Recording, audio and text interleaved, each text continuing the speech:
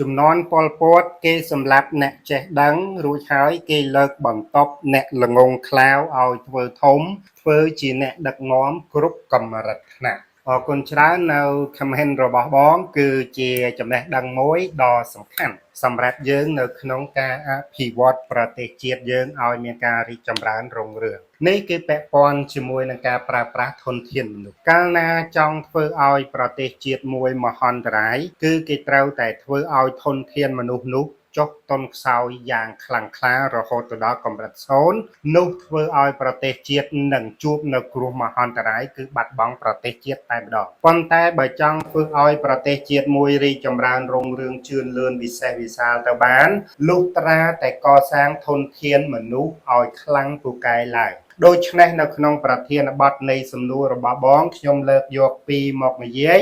ទី1គឺមហន្តរាយប្រទេសណាមហន្តរាយប្រទេសហើយមួយទៀតគឺយើងនិយាយអំពី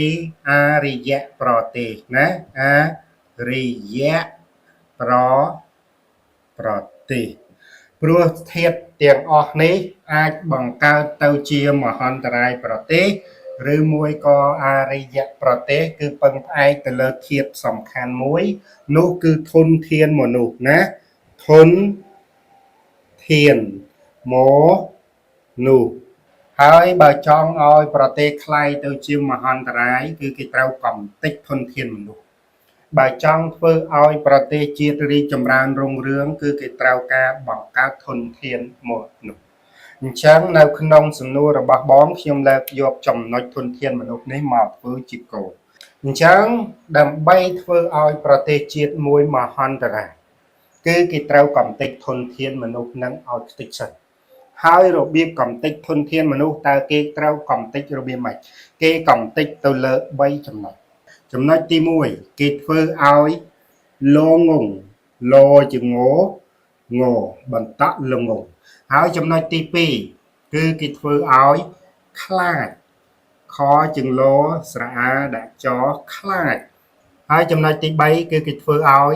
ក្រណា3ចំណុចនេះគឺជាធាតុសំខាន់ដែលនឹងធ្វើឲ្យប្រទេសជួបមហន្តរាយតើហេតុអ្វីបានគេត្រូវធ្វើឲ្យប្រទេសជួបមហន្តរាយគឺដើម្បីគ្រប់គ្រងដើម្បីលេបទ្រព្យបាត់យកទឹកដីរបស់ប្រទេសជាតិមួយនោះនៅពេលដែលធនធានមនុស្សដែលជាសសរស្តម្ភរបស់ប្រទេសចុះតុនខ្សោយខ្លាំងក្លាគឺខ្សោយអា3កម្រិតនឹងហើយគេនឹងលេបយកប្រទេសជាតិមួយធ្វើជាចំណុះរបស់គេហើយបើចង់ធ្វើឲ្យប្រទេសជាតិមួយខ្លាំងរីកចម្រើនជឿនលឿនទៅបាន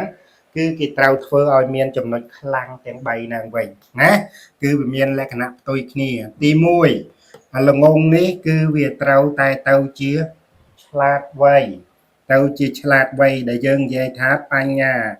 ហើយចំណុចទី2គឺគេត្រូវធ្វើឲ្យមានភាពខ្លាចនេះវាទៅជាក្លាហានណាខ្លាក៏ជាងលោស្អាខ្លាហស្អាដាក់ណូក្លាហានហេហើយចំណុចទី3គឺគេត្រូវធ្វើឲ្យនេះក្រនេះคล้ายទៅជាមានឃើញទេអញ្ចឹងគោលការណ៍គ្រឹះនៃមហន្តរាយប្រទេសគឺគេត្រូវធ្វើឲ្យនេះធនធានមនុស្សនេះមាននៅកម្រិត3នេះនោះជាចំណុចដែលធ្វើឲ្យប្រទេសនឹងជួបនៅមហន្តរាយហើយបរទេសគេនឹងលេបយកប្រទេសជាតិមួយនោះយ៉ាងពិតប្រាកដនេះវាពាក់ព័ន្ធជាមួយនឹងសង្គ្រាមចិត្តសាស្ត្រហើយនេះគឺជាធាតុដែលធ្វើឲ្យអរិយប្រទេសកើតឡើងអាហ្នឹងគឺវាមានលក្ខណៈផ្ទុយគ្នាឥឡូវខ្ញុំនិយាយអំពីក្រហេតុអីបានក្រគឺជាហេតុផលដែលតាក់ទងជាមួយនឹងចិត្តសាស្ត្រធ្វើឲ្យមហន្តរាយប្រទេស